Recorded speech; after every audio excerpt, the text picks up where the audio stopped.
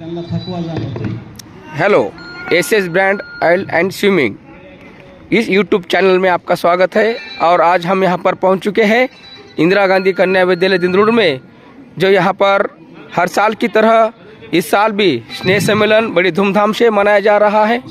और इस अवसर पर यहाँ पर आप देख सकते हैं चुनाव की प्रक्रिया छात्रों में आधुनिक तकनीकी से पार करताना इस प्रकार से यहाँ पर ये जो प्रक्रिया है चुनाव की, संसद भवन जो यहाँ पर स्थापित होने वाला है, तो वो कैसे स्थापित होने वाला है इस संदर्भ में हम इस जो चुनाव की प्रक्रिया इसके जो प्रमुख है वो झाटे सर जी, आज हम उनसे बातचीत करते हैं। सर जी नमस्ते, आप क्या कहना चाहते हैं कि ये जो आप वोटिंग ले रहे हैं छात्रों से और किस तरह से ले रहे हैं और इसका क्या उद्देश्य है? भारतीय लोकशाहीमध्ये दर 5 वर्षाला लोकसभा आणि विधानसभा अशा निवडणुका मतप्रक्रियेद्वारे होत असतात। त्याचप्रमाणे आम्ही आमच्या विद्यालयामध्ये दरवर्षी एक विद्यार्थी संसद निवडीत असतो। ती विद्यार्थी संसद निवडीत असताना प्राथमिक गटातून एक विद्यार्थिनी प्रतिनिधी, माध्यमिक गटातून एक विद्यार्थिनी प्रतिनिधी आणि उच्च माध्यमिक गटातून एक विद्यार्थी प्रतिनिधी असे 3 प्रतिनिधी निवडले जात असतात। मग या विद्यार्थ्यांना भारतीय लोकशाहीची मतदान प्रक्रियेची माहिती व्हावी, म्हणजे पूर्णपणे ज्याप्रमाणे आपली मतदान प्रक्रिया चालते त्याचप्रमाणे आम्ही शाळेमध्ये अवलंबलेले आहे। बोलायचं नाही, जसं आपल्या चर्चा करायची नाही, मतदानासाठी ईव्हीएम वापरलं जातं, तसंच ईव्हीएम आम्ही आमच्या मोबाईलवर आणून त्या मोबाईलवर त्याला इन्स्टॉल करून त्याच प्रकारे जसा अनुभव भारतीय मतदाराला येतो तसाच अनुभव आमच्या विद्यार्थ्यांना आम्ही देत आहोत, जेणेकरून त्यांच्या मनामध्ये सुद्धा लोकशाहीविषयी भावना जागृत व्हावी आणि आपलं एक मत अमूल्य असतं हे त्यांना कळावं, म्हणून ही प्रक्रिया आयोजित केलेली आहे। ओके, धन्यवाद सर जी। इस विद्यालय के प्राचार्य श्री बोचरे सर जी, अब हम इसे रूबरू होने जा रहे हैं। अब हम उनसे यहाँ पर इस प्रक्रिया के बारे में जानकारी हासिल करेंगे। सर जी, आप यहाँ पर जो चुनाव प्रक्रिया शुरू है वो किस संदर्भ में है और वह प्रक्रिया कैसी की जा रही है, इस संदर्भ में हमें जानकारी दीजिए। दरवर्षी आपल्या विद्यालयामध्ये विद्यालयाची संसद आपण निवडणूक घेत असतो आणि त्यामधून जे निवडून येतात ते संसद प्रतिनिधी म्हणून वर्षभर काम करतात।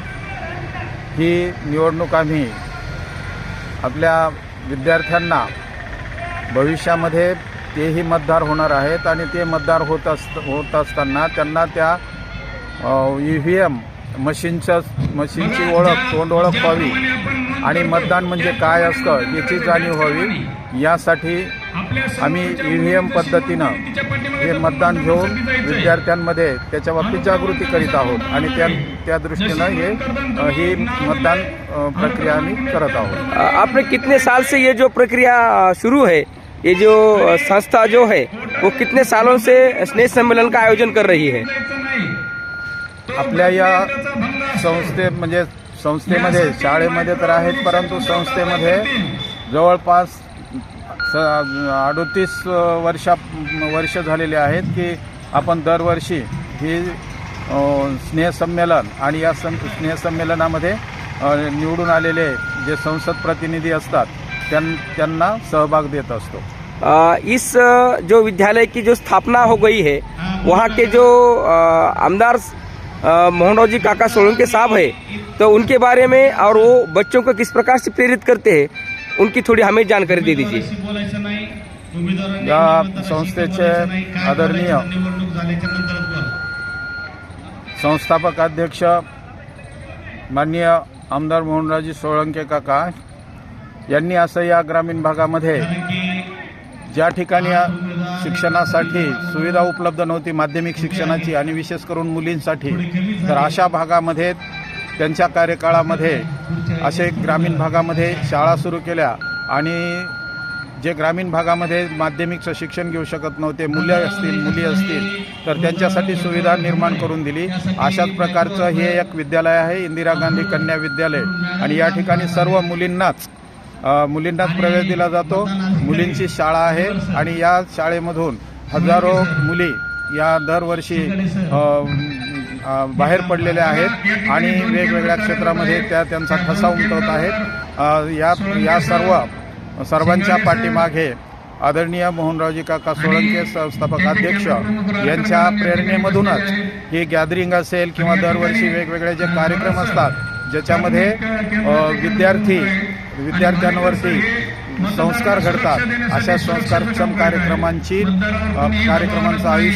आयोजन हे वर्षभर केलं जातं. शिक्षणाबरोबर पुस्तकी ज्ञानाबरोबरच व्यावहारिक ज्ञान देण्याचाही प्रयत्न केला जातो. त्यातूनच ही प्रक्रिया 4-5 वर्षापासून आम्ही EVM मशीनद्वारे ही मतदान घेतो आणि संसदेची निवड करतो. ओके, धन्यवाद सर जी. यहाँ पर जो उम्मीदवार चुनाव में खड़े हैं, अब उनसे हम बातचीत करेंगे. आपका क्या नाम है और आप यहाँ पर चुनाव में किस लिए खड़े हो गए हैं? मेरा नाम है नंदिनी अनंत गौड़ी. मैं लोकशाही की